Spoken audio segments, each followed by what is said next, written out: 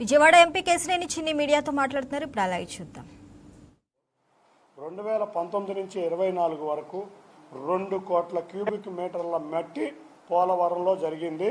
ఈ పేపర్లో వచ్చింది నిజం నిజం నిజం. ఈ ఫోటో నిజం నిజం నిజం. ఈ నిజంని నేను కూడా ఒప్పుకుంటున్నా. ఈ నిజం, ఈ ఫోటోలో ఉన్న కాంట్రాక్టర్ ఎవరు, నా ఒరిజినల్ ఫోటో చూపించా. ఈ ఫోటో కూడా మీరు తీసుకెళ్ళండి. ఈ కాంట్రాక్టర్ ఎవడో GTR. వీళ్ళందరూ కూడా 2024లో మా ప్రభుత్వం రాగానే పారిపోయారు. ఇప్పుడు ఈ గట్టు కనపడుతుంది మనకి. ఈ గట్టు గూగుల్ టేక్అవుట్లో ఫోటోలు తీస్తే 2024లో మేము అధికారంలోకి వచ్చేప్పటికి గట్టే కనపట్ల. అవి కూడా గూగుల్ టేక్అవుట్ ఫోటోలు ఉన్నాయి. ఇవి కూడా గూగుల్ టేక్అవుట్ ఫోటోలు ఉన్నాయి. ఒక్క విషయం చెబుతున్నాను లాస్ట్గా. ధనాన్ని దోపిడీ చేశారు. NGTలో కేసు ఉంది, హైకోర్టులో కేసు ఉంది. ఆ రోజు ఎంపీగా పనిచేసిన వ్యక్తికి కోవర్ట్ కింద పనిచేయడానికి పోలవరం మట్టి నుంచి మట్టి తిన్నందుకు 182 కోట్లు ఆయన అక్రమంగా ఆయనకి వెళ్ళినాయి. ఇక్కడ జిల్లా అధ్యక్షుడిగా పనిచేసే వ్యక్తికి 250 కోట్లు వెళ్ళినాయి. అసలు నేను ఇంకోటి అడుగుతా జిల్లా అధ్యక్షుడిని. ఇదివరకు మీ అందరికీ తెలుసు, గుణదల దగ్గర ఒక రబ్బిష్ కొండ ఉండేది. మీ పాత వాళ్ళు అయితే చాలామందికి తెలుసు. మరి 2019 నుంచి 24కి ఆ రబ్బిష్ కొండ మొత్తం ఎక్కడా కనపట్లా. అది ఏమైపోయిందో గూగుల్ ఒకటి ఇస్తే అవి కూడా బయటకు వస్తాయి. వీళ్ళ తండ్రి ఇంకో మంచి పేరు పెట్టాడు, అరైవల్ డిపార్చర్స్. అంతేకాకుండా అందుకున్నది దోచుకుంటాం. అవినాష్ దేవుని ఏంటంటే అందుకుంటాం దోచుకుంటాం. నీ పేరు అది, మంచి పేరు పెట్టాడు. ఈ వ్యక్తిని నేను అడుగుతున్నా, నువ్వు ఆ రోజు 2017లో నీ తండ్రి గారు వెళ్ళి మా చంద్రబాబు నాయుడు గారి చేతులు పట్టుకున్నాడు. నువ్వు వెళ్ళి మా యువ నాయకుడు నారా లోకేష్ కాళ్ళు పట్టుకుని బతిమాలి, నేను ఈ తప్పులు చెయ్యను బాబు, నన్ను క్షమించండి అంటే నిన్ను దగ్గర తీసుకుని ఆయన మిమ్మల్ని నిన్ను ఆశీర్వదించాడు. అటువంటి వ్యక్తులు అంటే తెలుగుదేశం తిండి పెడితే పెరిగిన వ్యక్తులు మీరు. ఆ తర్వాత మీరు వేరే పార్టీల్లోకి వెళ్ళి విజయవాడ చరిత్రను మార్చిన వ్యక్తులు.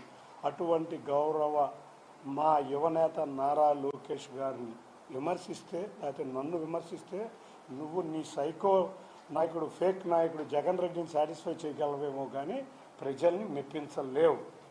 నాయకుడు అంటే నారా లోకేష్ గారి లాగా ఉండాలి. తాను ప్రతినిత్యం ప్రజల కోసం కష్టపడే వ్యక్తి. నీలాగా దోచుకుంటాం దాచుకుంటాం, మీ నాయకుల్లాగా ఫేక్ వార్తలు ప్రచారం చేయటం, దోచుకుంటాం దాచుకుంటాం, హత్యలు చేయటం, కూనీలు చేయటం మాకు చేత అవుతుంది. కాబట్టి ఇక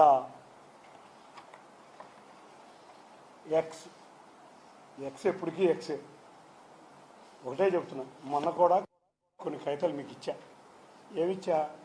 ఒక 120 కోట్ల కుంభకోణం బ్యాంకుల ద్వారా జరిగింది అని. ఆ 120 కోట్ల కుంభకోణం గురించి మరి ఎవరికైనా ఆన్సర్ వచ్చిందేమో ప్రెస్ మీట్లో? ఎవ్వరికి నాకు తెలియదు, ఎవ్వరికి కాల. మళ్ళీ ఇంకో ఫేక్ ప్రచారం. కాబట్టి ఇటువంటి ఫేక్ వార్తలు వీళ్ళ ముగ్గురు కలిసి చేస్తూనే ఉంటారు నిరంతరం. ఇటువంటి నాయకులే వైసీపీలో ఉన్నారు. కాబట్టి మీ అందరినీ ఒకటే కోరుతున్నా, నిజం నిర్భయంగా గూగుల్ టేక్అవుట్స్ ఫోటో ఆ రోజు పోలవరం గుడికాలంలో మా ప్రభుత్వ హయాంలో ఒక ఫోటో రాలేదంటే అక్కడ ఏమీ జరగటల్లా. ఆ రోజున్న గూగుల్లో టేక్అవుట్ ఫోటోలు తీసుకోండి. ఇవాళ ఉన్న ఫోటోలు ఏమన్నా ఉంటే తీయండి.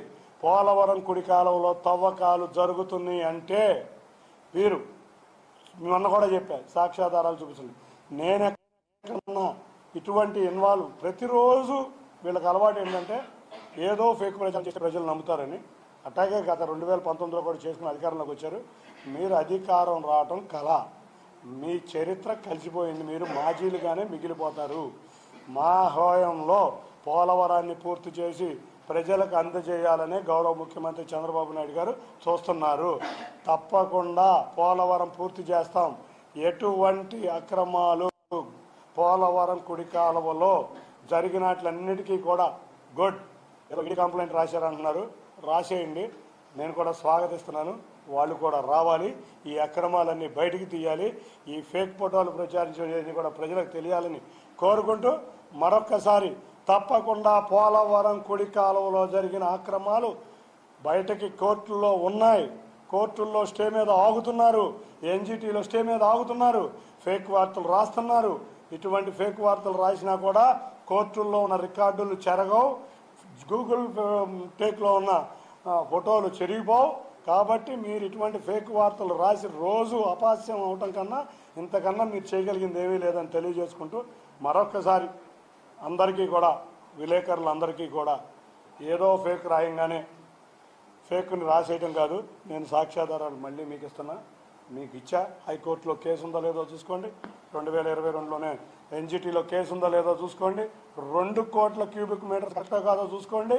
2 లక్షలు కాదు, 2 కోట్లు.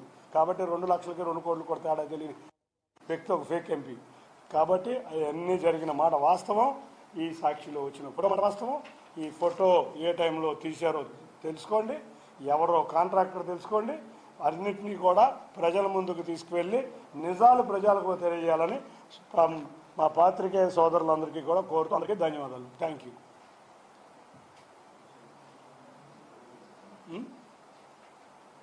ఏమైనా క్వశ్చన్స్ ఉన్నాయా?